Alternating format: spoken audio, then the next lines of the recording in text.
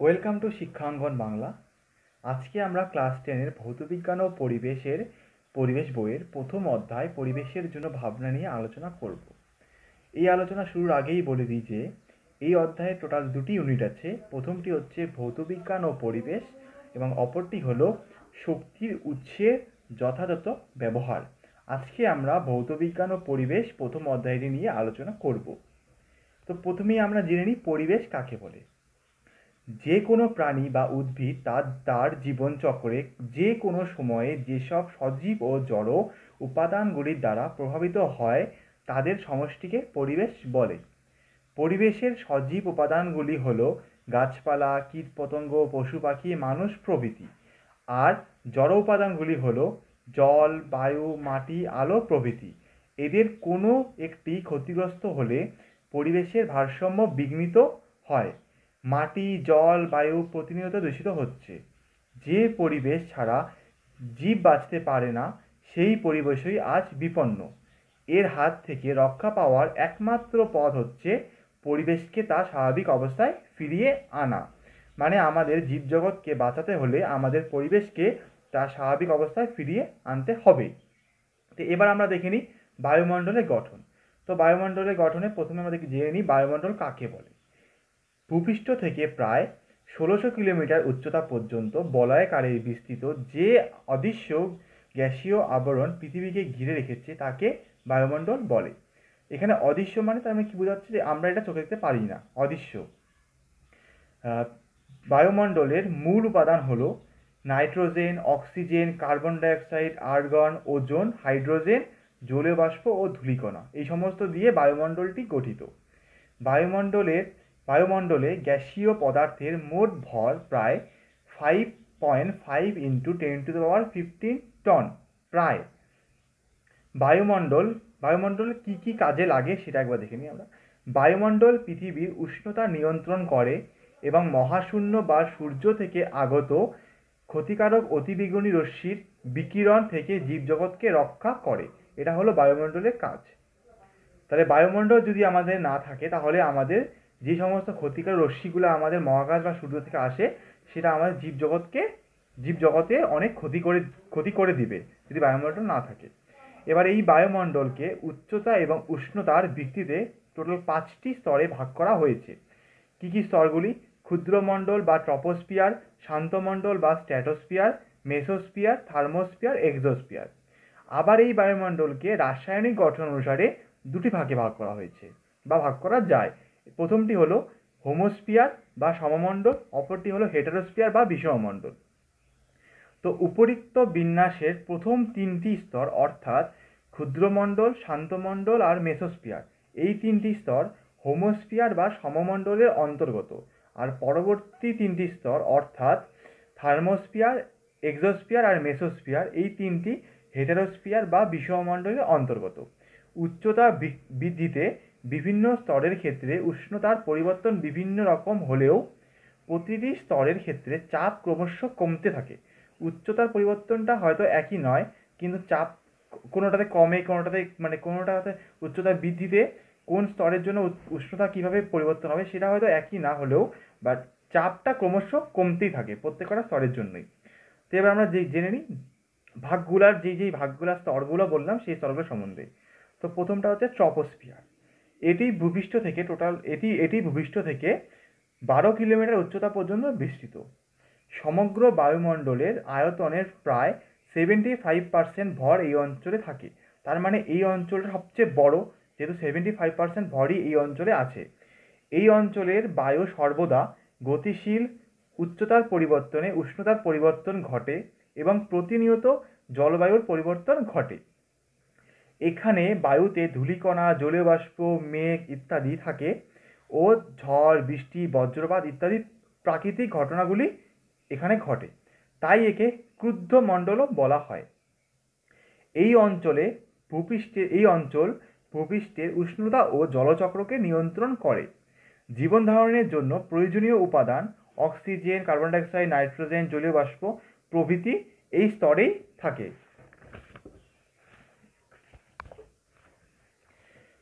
উচ্চতা বৃদ্ধিতে এই স্তরের উষ্ণতা ও চাপ উভয়ই কমে। প্রতি কিলোমিটার উচ্চতা বৃদ্ধিতে প্রায় 6.5 ডিগ্রি সেলসিয়াস উষ্ণতা হ্রাস পায়। এই স্তরের উপরের দিকের উষ্ণতা প্রায় -56 ডিগ্রি সেলসিয়াস। এবার আমরা প্রথমেই দেখলাম যে এই অঞ্চলটা ভূপৃষ্ঠ থেকে 12 কিলোমিটার উচ্চতা পর্যন্ত অবস্থিত। তো 12 কিলোমিটার উচ্চতার আশেপাশে যে অঞ্চলে ট্রপোস্ফিয়ার ও স্ট্র্যাটোস্ফিয়ার সংযোগ ঘটে এবং উচ্চতার সঙ্গে উষ্ণতার কোনো পরিবর্তন ঘটে না তাকে ট্রপোপোজ বলে। মানে যে অঞ্চলে ট্রপোস্ফিয়ার শেষ হচ্ছে এবং স্ট্র্যাটোস্ফিয়ার শুরু হচ্ছে সংযোগ স্থানটা, সেই স্থানের উচ্চতার সঙ্গে উষ্ণতার কোনো পরিবর্তন ঘটে না, তাই তাকে মানে সেই অঞ্চলটাকে ট্রপোপোজ বলে। এবং কি স্ট্র্যাটোস্ফিয়ার, এই অঞ্চলটি হচ্ছে ট্রপোস্ফিয়ারের উপরিভাগ। এটা হচ্ছে ট্রপোস্ফিয়ারের উপরিভাগ থেকে 45 কিলোমিটার উচ্চতা পর্যন্ত বিস্তৃত। এই অঞ্চলে খুব কম পরিমাণে বায়ু থাকায় এবং ধূলিকণা ও জলকণা না থাকায় মেঘ, বৃষ্টি, ঝড় কিছুই হয় না, তাই এই অঞ্চলকে শান্তমণ্ডল বলা হয়। জেট প্লেনগুলি এই স্তরের মধ্যে দিয়ে চলাচল করে। যেহেতু এটা শান্ত মণ্ডল, এখানে ঝড় বৃষ্টি হয় না, তাই এখান দিয়ে জেট প্লেনগুলি সহজেই চলাচল করতে পারে।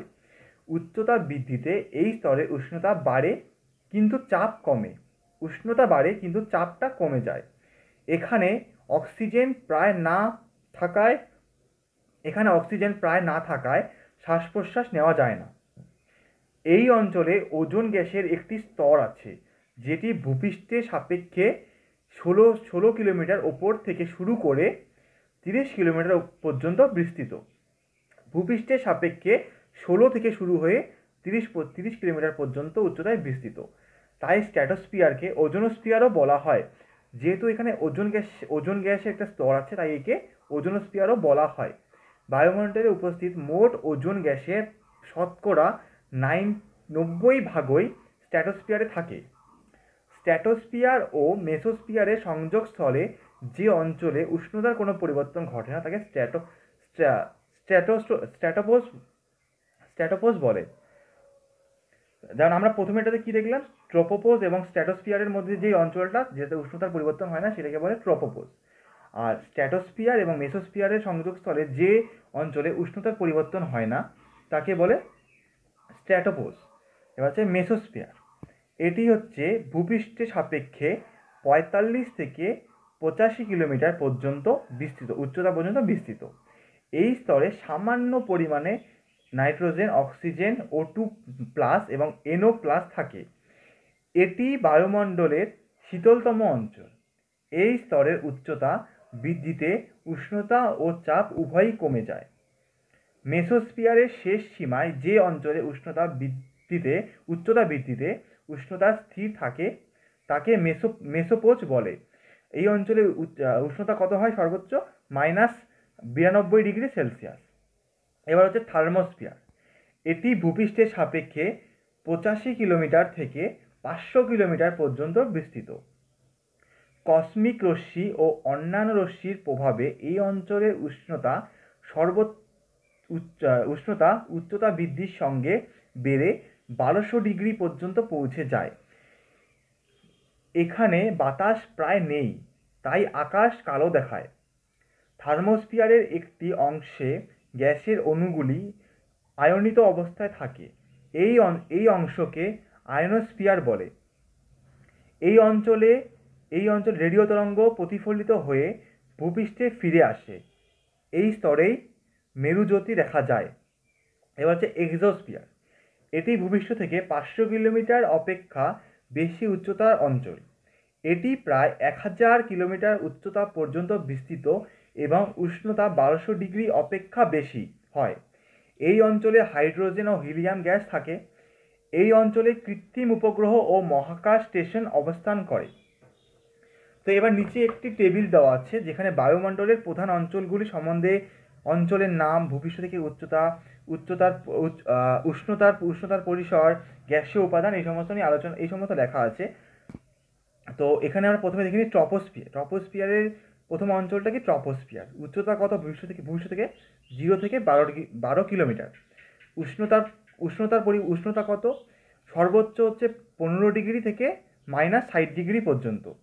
আর গ্যাসীয় উপাদানগুলো কী কী? N2O2, CO2, H2O ইত্যাদি। স্ট্র্যাটোস্ফিয়ার, এটা হচ্ছে 12 থেকে 45 কিলোমিটার পর্যন্ত উচ্চতা। এখানকার উষ্ণতা কত? -60 থেকে 0 উচ্চতা বৃদ্ধিতে বাড়ে। তারপর হচ্ছে মেসোস্ফিয়ার। মেসোস্ফিয়ার হচ্ছে 45 থেকে 85 কিলোমিটার পর্যন্ত উচ্চতা। এটা হচ্ছে 0 থেকে -100 ডিগ্রি পর্যন্ত এর তাপমাত্রা যায়, যেটা হচ্ছে উচ্চতা বৃদ্ধিতে কমে। এর গ্যাসীয় উপাদানগুলি কী কী? N2O2, O2+, NO+। এবার হচ্ছে থার্মোস্ফিয়ার, 85 থেকে 500 কিলোমিটার। এর উষ্ণতা কত? -100 থেকে +1200 ডিগ্রি পর্যন্ত। এর হচ্ছে উচ্চতাতে বৃদ্ধি হয়।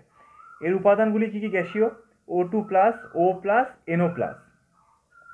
এক্সোস্ফিয়ার, এটা হচ্ছে 500 থেকে 1000 কিলোমিটার পর্যন্ত বিস্তৃত। এর উষ্ণতা হচ্ছে 1200 ডিগ্রি, যা উচ্চতার সঙ্গে সঙ্গে বৃদ্ধি পায়। এর মধ্যে গ্যাসীয় উপাদানগুলি কী কী আছে? H2 আর He, মানে হাইড্রোজেন আর হিলিয়াম। তো এবার আমরা নেক্সট জেনে নিই পরিচলন স্রোত ও ঝড় সম্বন্ধে। তো পরিচলন স্রোত একটি প্রক্রিয়া, যে প্রক্রিয়ায় তরল বা গ্যাসের উত্তপ্ত কণাগুলি নিজেরাই উষ্ণতর থেকে শীতলতর অংশে স্থানান্তরিত হয়ে তাপ সঞ্চারণ করে, তাকে পরিচলন বলে। অর্থাৎ গ্যাসীয় বা তরলের যে উত্তপ্ত কণাগুলি তারা উষ্ণতর থেকে মানে গরম স্থান থেকে শীতল স্থানের দিকে স্থানান্তরিত হয়ে তাপটাকে সঞ্চালন করে গরম থেকে ঠান্ডায়। তরল বা গ্যাসীয় পদার্থ উত্তপ্ত হলে তার আয়তন প্রসারণ ঘটে, যার জন্য ঘনত্ব কমে। ফলে উত্তপ্ত তরল বা গ্যাসীয় পদার্থ হালকা হয়ে ওপরে ওঠে ও ওপরের শীতল ভারী অংশ নিচে নেমে আসে। ফলে যে উলম্ব চক্রাকার স্রোতের সৃষ্টি হয় তাকে পরিচলন স্রোত বলে। যেমন একটা আমরা এক্সাম্পল দিয়ে বলতে পারি, যখন জল যখন সূর্যের তাপে যখন সেটা বাষ্পীভূত হয়ে যায়, সেটা উত্তপ্ত হয়ে সেটার আয়তনটা প্রসারণ হয়, তার ঘনত্ব কমে যায়, সেটা হালকা হয়ে যায় এবং সেটা উপরে পৌঁছে যায়। এবং উপরে পৌঁছানোর পর সেটা যখন ধীরে ধীরে শীতল হওয়ার পরে তার আয়তনটা আবার সংকুচিত হয় এবং ঘনত্ব বেড়ে যায়। ফলে সেটা আবার ভারী হয়ে যায় এবং সেটা আবার নিচে চলে আসে, আবার সেটা মাটিতে পড়ে যায়। এভাবে যে চক্রাকার স্রোতের সৃষ্টি হয় তাকেই পরিচলন স্রোত বলা হয়। আর প্রথমে এটা ছিল পরিচলন কাকে বলে? পরিচলন একটা পদ্ধতি যেটা উষ্ণতর থেকে শীতলতর অংশের দিকে স্থানান্তরিত হয় কণাগুলি। আর পরিচলন স্রোত হচ্ছে যেটা একবার উত্তপ্ত হয়ে হালকা হয়ে উপরে ওঠে এবং সেটা আবার শীতল হয়ে ভারী হয়ে নিচে নেমে আসে। এবার হচ্ছে বায়ু প্রবাহ। উষ্ণতার তারতম্যের জন্য যখন সংলগ্ন অঞ্চলে বায়ুচাপের পার্থক্য হয় এবং তার ফলে উচ্চচাপ অঞ্চল থেকে নিম্নচাপ অঞ্চলে অনুভূমিকভাবে বায়ু ধাবমান হয়, তাকে বায়ুপ্রবাহ বলে। মানে যেভাবে আমরা আগে পরিচলনটা পড়লাম উত্তপ্ত থেকে শীতল স্তরে, এটাও সেম। উষ্ণতার তারতম্যের জন্য যে সংলগ্ন বায়ুচাপের যে পার্থক্য হয়, সেখানে উচ্চচাপ অঞ্চল থেকে নিম্নচাপ অঞ্চলের দিকে বায়ুটাও সেমভাবে ধাবমান হয়, এটাকেই বায়ুপ্রবাহ বলা হয়। এবার ঝড়। কোনো কারণে ভূপৃষ্ঠ সংলগ্ন কোনো অঞ্চলে বায়ু অধিক উত্তপ্ত হলে ওই অঞ্চলের বায়ু হালকা হয়ে ওপরে উঠে যায়। ফলে ওই অঞ্চলে বায়ুমণ্ডলের নিম্নচাপের সৃষ্টি হয়। তখন আশেপাশের উচ্চচাপ অঞ্চলের বায়ু ওই নিম্নচাপ অঞ্চলের দিকে দ্রুত ছুটে আসে। বায়ুচাপের পার্থক্য যত বেশি হয়, বায়ুচাপ সমান করার জন্য আশেপাশের উচ্চচাপ অঞ্চল থেকে বায়ু তত বেশি গতিবেগে ওই অঞ্চলের দিকে ছুটে আসে। বায়ু প্রবল বেগে ছুটে এলে তাকে ঝড় বলে। প্রবল বেগে ছুটে আসা বাতাস বিধ্বংসী রূপ নিলে সাইক্লোন, টাইফুন, হেরিকেন, টর্নেডো প্রভৃতির সৃষ্টি হয়। এবার এই প্রথম অধ্যায়ের সবচেয়ে গুরুত্বপূর্ণ অংশটি যেটা হচ্ছে ওজোন স্তর, সেটা আমরা একটু জেনে নিই। ওজোন স্তর। ওজোন হচ্ছে অক্সিজেনের রূপভেদ। অক্সিজেন মানে O2, ওজোন হচ্ছে O3। এবার স্ট্র্যাটোস্ফিয়ারের ওজোন স্তরে সূর্যকিরণের ক্ষতিকারক অতিবেগুনি রশ্মিকে শোষণ করে পৃথিবীতে আসতে বাধা দেয়। আমরা প্রথমেই পড়লাম যে স্ট্র্যাটোস্ফিয়ারের মধ্যেই ওজোন স্তরটা থাকে, যার জন্য ওকে ওজোনোস্ফিয়ারও বলা হয়। এবার এই ওজোন স্তরটা আমাদের পৃথিবীকে বা জীবজগৎকে রক্ষা করে, অতিবেগুনি রশ্মিকে শোষণ করে এবং যেটা তার ফলে পৃথিবীতে আসতে পারে না এবং সেটা পৃথিবীর কোনো রকম ক্ষতি করতে পারে না। এটা হচ্ছে ওজোন স্তরের কাজ। তো এবার ওজোন স্তরটা কী করে সৃষ্টি হয়? তো স্ট্র্যাটোস্ফিয়ারে উপস্থিত অক্সিজেন অণু অতিবেগুনি রশ্মি শোষণ করে অক্সিজেন পরমাণুতে বিয়োজিত হয়। এই পারমাণবিক অক্সিজেন আণবিক অক্সিজেনের সঙ্গে যুক্ত হয়ে ওজোন অণুর গঠন করে। যেমন এখানে আমরা দেওয়া আছে অক্সিজেন অণুর উৎপাদন। তো প্রথমে ছিল ওজোন অণুর উৎপাদন। প্রথমে ছিল হচ্ছে অক্সিজেনের অণু ছিল, তো O2, সেটা অতিবেগুনি রশ্মি শোষণ করলো। এটা হচ্ছে এটার ওয়েভ লেন্থ 240 ডিগ্রি সমান অথবা কম এর থেকে, এত ন্যানোমিটার। তো এটা অক্সিজেন অণুটা শোষণ করার পরে এটা অক্সিজেন দুটো পরমাণুতে O+ হতে ভেঙে যায়। এবার ভেঙে যাওয়ার ফলে আবার বাতাসে নিশ্চয়ই আরও অক্সিজেনের অণু আছে, সেই অক্সিজেনের অণুটার সঙ্গে এই অক্সিজেন একটা পরমাণু যুক্ত হয়ে O3 তৈরি করে। আবার এই O3টাই যখন আবার অতিবেগুনি রশ্মি শোষণ করে, ইউভি রশ্মি শোষণ করে, তখন সেটা আবার O2+O তে ভেঙে যায় এবং তার পরবর্তীতে একটা O3 সঙ্গে যুক্ত হয়ে 2O2 অর্থাৎ দুটা অক্সিজেনের অণু সৃষ্টি করে। এভাবেই একবার ওজোন অণুর উৎপাদন এবং বিয়োজন হতে থাকে। ওজোন স্তরের এই দুটি বিপরীত প্রক্রিয়ায় অর্থাৎ ওজোন অণুর উৎপাদন ও বিয়োজন চক্রাকারে চলতে থাকে এবং এটি গতিশীল সাম্যের সৃষ্টি করে। এই সাম্যাবস্থার জন্য স্ট্র্যাটোস্ফিয়ারে ওজোন গ্যাসের পরিমাণ সর্বদাই স্থির থাকে। তো এবার হচ্ছে ওজোন স্তরের ক্ষয়ক্ষতি বা ওজোন গহ্বর সৃষ্টি। ব্রিটিশ বিজ্ঞানী জো ফ্যারম্যান 1982 খ্রিস্টাব্দে সর্বপ্রথম লক্ষ্য করেন আন্টার্কটিকা অঞ্চলের উপরিভাগে স্ট্র্যাটোস্ফিয়ারের অন্তর্গত ওজোন স্তরটি ক্রমশ পাতলা হয়ে যাচ্ছে। ওজোন স্তরের পাতলা হয়ে যাওয়ার এই ঘটনাকে ওজোন স্তরের ক্ষয় বা ওজোন ছিদ্র বা ওজোন গহ্বর বলে। এবার ওজোন স্তরের ধ্বংসের কারণ, ওজোন স্তরটা কেন ধ্বংস হচ্ছে? ওজোন স্তরের ধ্বংসের জন্য দায়ী প্রধান যৌগগুলি হলো ক্লোরোফ্লোরোকার্বন বা CFC, নাইট্রোজেনের বিভিন্ন অক্সাইড যেমন নাইট্রিক অক্সাইড। এবার CFC বা ক্লোরোফ্লোরোকার্বনটা, এটা সম্বন্ধে একটু জেনে নিই আমরা, এটা কোথা থেকে বেরোয় বা এটা কি কাজে লাগে। তো প্রথমে হচ্ছে রেফ্রিজারেটর বা বাতানুকূল যন্ত্রের হিমায়ক রূপে। বাতানুকূল যন্ত্র মানে হচ্ছে যেটা আমাদের AC। তারপর হচ্ছে অ্যারিসোল স্প্রে চালক রূপে, প্লাস্টিক উৎপাদন বা ফ্লেমিং এজেন্ট রূপে, অগ্নি নির্বাপক যন্ত্রের উৎপাদক রূপে, ইলেকট্রিক যন্ত্র পরিষ্কারক রূপে ব্যবহৃত হয়। এবার এই CFCটা নিষ্ক্রিয় এবং অদাহ্য হওয়ায়